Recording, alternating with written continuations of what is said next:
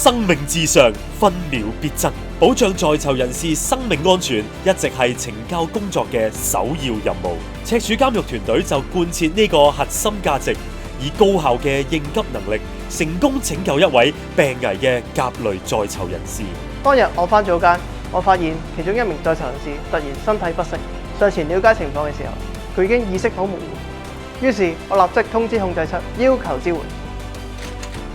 將在囚人士送到院所醫院進行急救。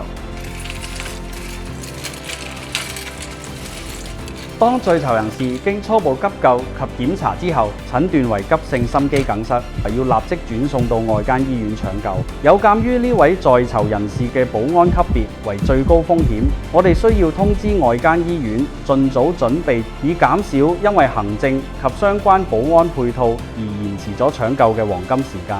當保安組接獲嗰位在囚人士需要送院嘅緊急情況之後，我哋立即啟動高風險壓界應變機制，迅速協調區域應變隊同警方衝鋒隊組成聯合壓界小組。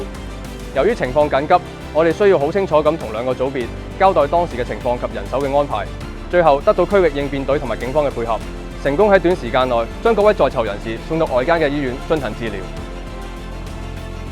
而家嗰位在囚人士已經完全康復。